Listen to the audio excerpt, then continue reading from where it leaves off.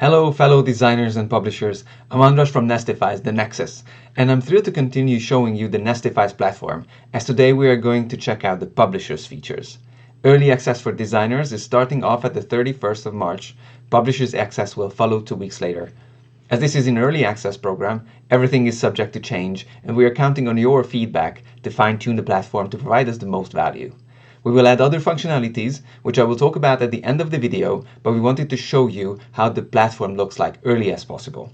We have tons of ideas, but we have our most important functionality ready, and that is what we always say, connecting board game publishers and designers seamlessly. So let's log into the platform and see how the publisher features look like.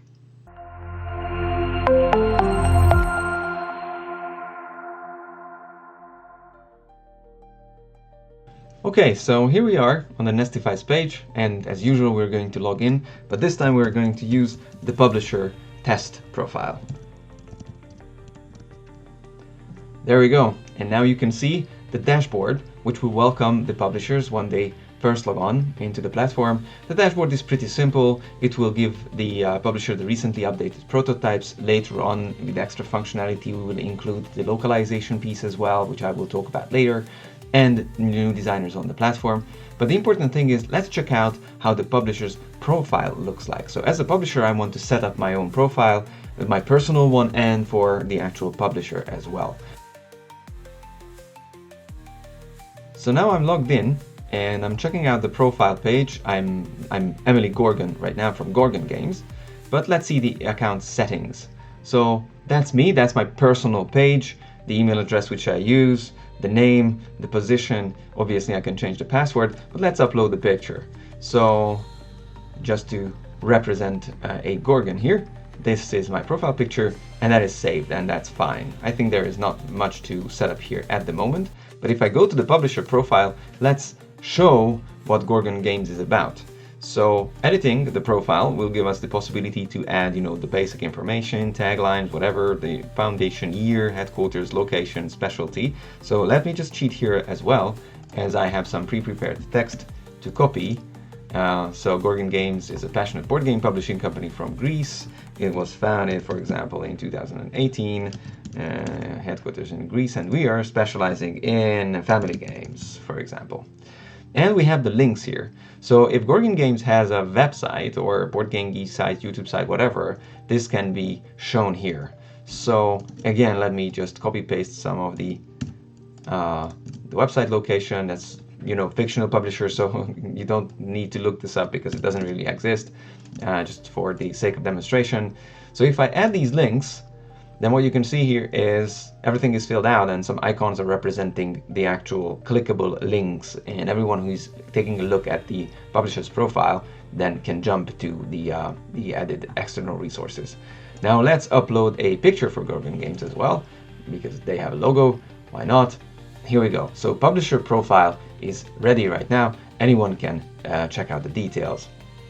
One important feature is on this profile page is when you go back to editing, is this checkbox over here that says show send message button on public profile. Now if I check this, that means that anyone who is taking a look at my profile page as a publisher will be able to send me a message, and the button here, sending message, will appear, which means that through this messaging tab, I am accepting messages from anyone, from other publishers, or from designers as well. Now, if I unclick this one, that means that I am scouting only. I'm not accepting any kind of incoming message.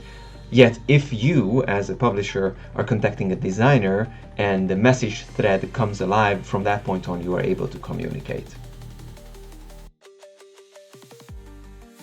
Okay, so now Gorgon Games is ready, and now Emily Gorgon is going to go and scout for new games, specifically some family games. So let's go to search prototypes, and what you can see here is that we have the prototypes listed here, but we have a lot of possibilities to narrow this search down. And let's go through these fields first. So we can search for a term, and that term can be in the name of the game, the short and long description of the game. We can look for minimum and maximum players if we want to make sure that we're including or excluding some of the player counts, minimum and maximum game times, tags, and excluded tags. Now, why excluding tags are important? We're using the tags for Board Game Geek, so we're not reinventing the wheel here. Yet it's interesting to, sort things out which doesn't fit our portfolio. So let's say that we want to exclude war games because Gorgon Games is into family games, obviously less confrontation. So war games which have the tag war game is basically now ruled out. Okay, let's see something more relevant for Gorgon Games. Let's take a look at children's games. Okay, now if children game is one tag and war game is excluded, then we have one game from Rubel's Hagrid, which is Oh No, and we can check out the details of that specific game. Let's go further. Let's delete this one and that one as well. What we can do is that we can actually save this search for later use. So why is this important here? As a publisher, I might come back and review the new games which are hitting the platform, but when I do the save, then I will have these search filters automatically filled out, and we don't have to go through all the filter settings at once, and we have this pre-filtered result here. Also, later on we will have a functionality when we are notifying the publisher every time a new game, a new prototype hits the platform, which falls into the saved filter, and we will have some notification settings available for that. So a publisher doesn't necessarily have to come and rerun all the searches all the time, but whenever a saved filter is there, then a notification email will be sent to the publisher when a new game arrives fitting that filter. Okay, so let's say that Gorgon Games is looking for a worker placement game. So it's called worker placement. So let's look for the tags worker placement in games, and they have found one which seems to be interesting for them. So taking a look at the details of the profile, this is what I have already showed in the designer tutorial, but let's see how it is viewed from the angle of the publisher. Basic information is filled, all the links are clickable. Some components, estimated costs component list is here, complexity, language dependency, game specifics, player count, minimum age is represented here. And let's say that Gorgon Games decides that they want to take a look at the actual rules. Now, rules are here, but you can notice that there is a small padlock, which says that if Gorgon Games is clicking on it, is that they do not have permission to view this content, yet they can request access. We discussed that earlier, that designers are in control of what they want to share and how they want to share it, and the rules are locked by default. So publishers cannot see it until permission is granted. So from the standpoint, from the perspective of Gorgon Games, I'm going to do a request access to this rule set. Now what happens in the background is that we are pending approval, and the message is being sent by the system to the designer. So if we come here, we have a discussion going on with the designer, and you might see here that we had some previous discussion, but right now it says that at this moment in time, Gorgon Games would like to access the rulebook for Weather Wars. Okay, so we are back at the dashboard, and in the background, the designer gave the access to the rulebook. So what you can see here is that we have a flashing message. So let's click on it, and we can see that we have one unread message from the designer. If I click on that, it says that the access to the rulebook prototype Weather Wars has been granted. So let me click on the link here. It jumps back, and what we can see is that the rulebook doesn't have the padlock anymore. And I can see that when the version has been uploaded, if there was a illustration here uploaded, then it would be there. And now I can download the rulebook. So clicking on that specific button will grant me access to the actual PDF file which had been uploaded by the designer.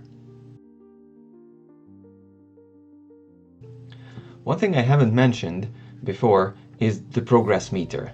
This is for the designers. It's a checklist for the designers, but that can be viewed by the publishers as well. So we can see that the progress meter is somewhere around halfway there. It doesn't mean that the project is ready, not ready. It's basically just a kind of a progress, that the main thing that usually a prototype has to go through is, progressing.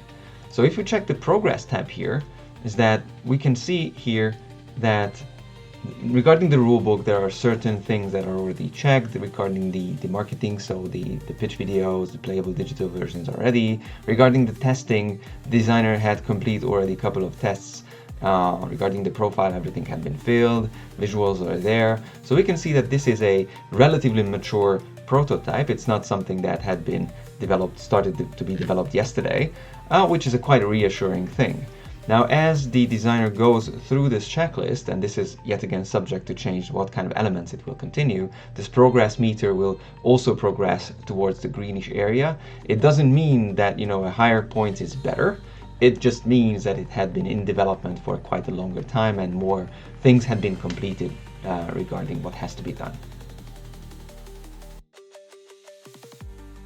Okay, to summarize the features that the publishers have today, they can access their profile, they can fill out the details, they can search for new prototypes, they can save search filters, they can access the details of a prototype, and they can request access to the rules that had been uploaded previously through the messages system.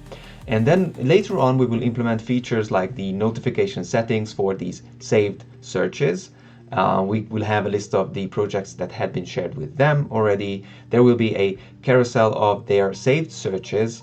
Every game that fits their saved searches will be displayed as a different carousel over here. And one of the most important things that we're talking about right now and we are creating is the localization piece, because publishers sometimes talk to publishers regarding the localizable games, and we're just implementing and developing the module for them to do a similar functionality. As they are scouting for new games, they will be able to scout for new localizable games as well. So that's all for today. Thank you very much for your time. Don't forget to subscribe down there. I'm Andras from Nestifyz, and see you in the next video. We are Nestifyz.